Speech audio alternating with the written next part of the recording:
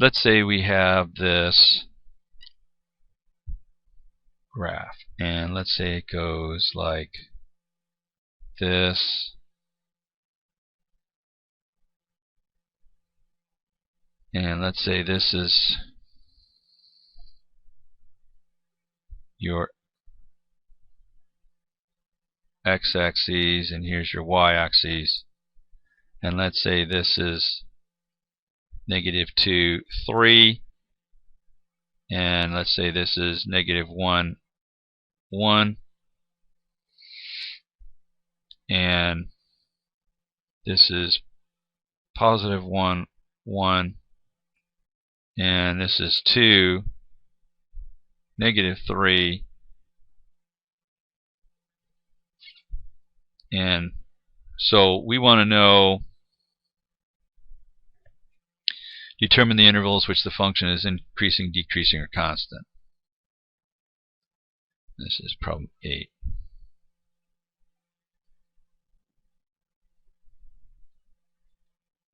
Determine the intervals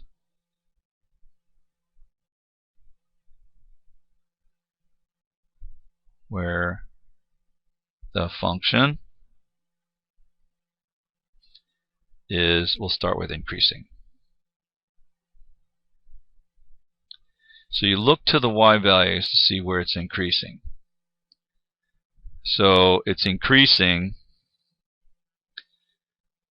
from the x, you're looking at the y values to see where it's increasing. So it's increasing up to where x is -2. So this way x is going on to infinity, so this is infinity negative in direction to -2. And they're always open. So it's increasing there, it's decreasing down here, constant, decreasing, but then here to where? To infinity. Okay, so that's increasing. Decreasing, interval where it's decreasing. Okay, stop, pause the tape and try to figure this one out. And then start the tape and we'll see how you did. Okay, it's decreasing. Here we're going downward, right? So this would be from x is -2 to x is -1.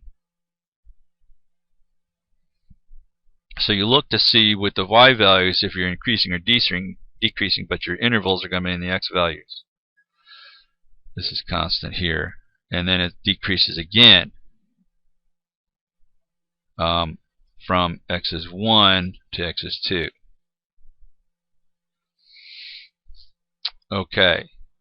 And then constant, our interval is constant. And that would be -1 to +1. Now,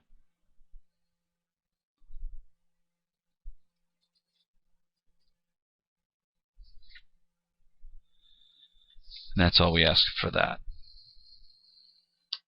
Okay.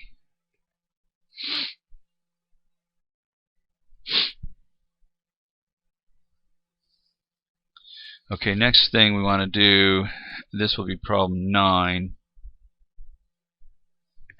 is determine whether the graph below is that of a function by using the vertical line test. So let's say we have here this function, and we have our x and y axes here.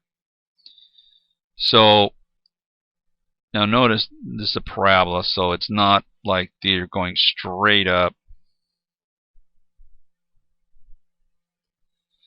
And so no matter where we apply the vertical line,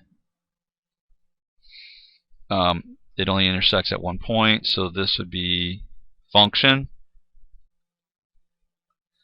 Yes, it is a function.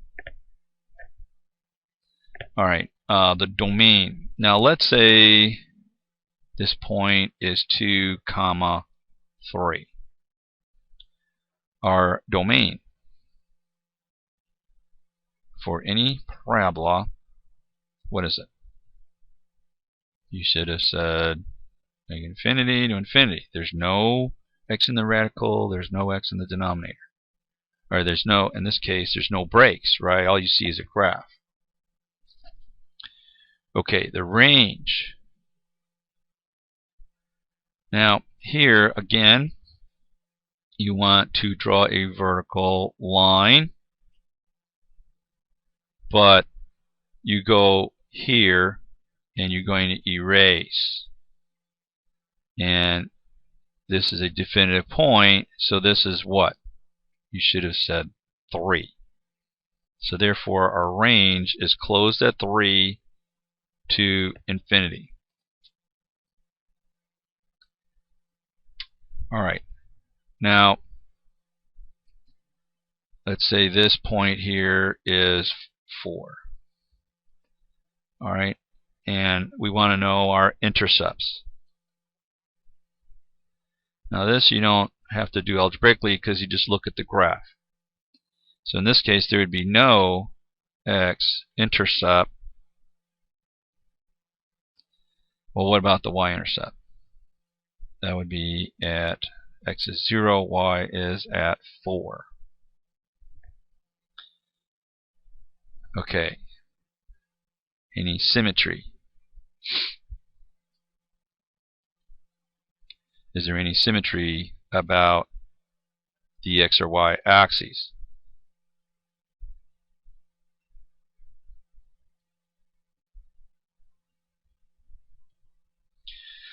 Well, in order for there to be symmetry, you would have to take that graph, fold it in half at the origin, and it should be just one line. It should be like a mirror, same on the right side as on the left. Well, there's no symmetry about the y-axis, and there's no symmetry about the x-axis either. So in this case, there would be none, no symmetry around the x-axis, the y-axis, or the origin.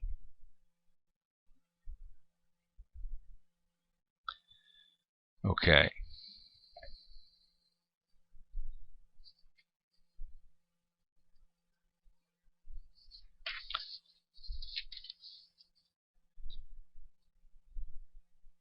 Next one, problem 10.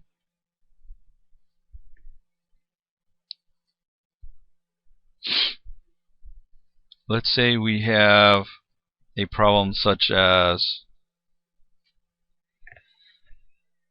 x plus y equals to 3, and actually let's use 4, and y equals to x squared minus 2. Alright, well, since y is, and we want to solve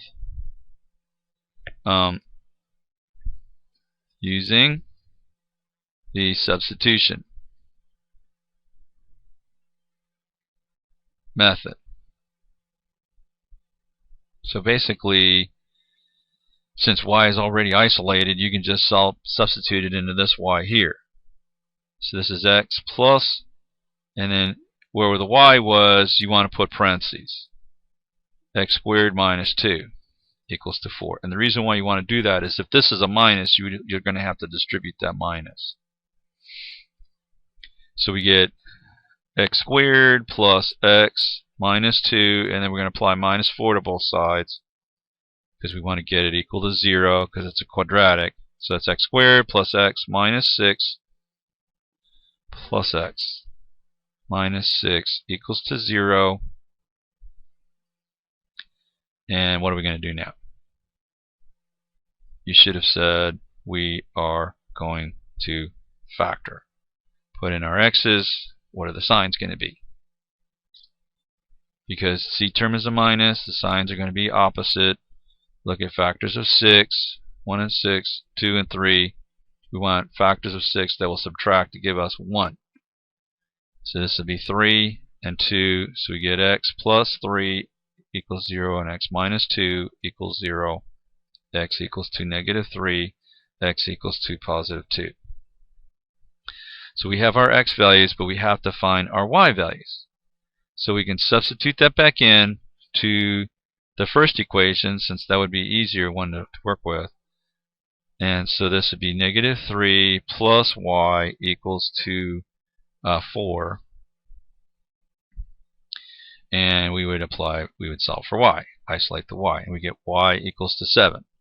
So this would be x is negative 3, y is 7. And then here for x equals to 2, put 2 in there for x, plus y equals to 4. Isolate the y, and we get y equals to 2. So this would be x is 2, y is 2. And so we have two solutions here. Okay, that's problem 10.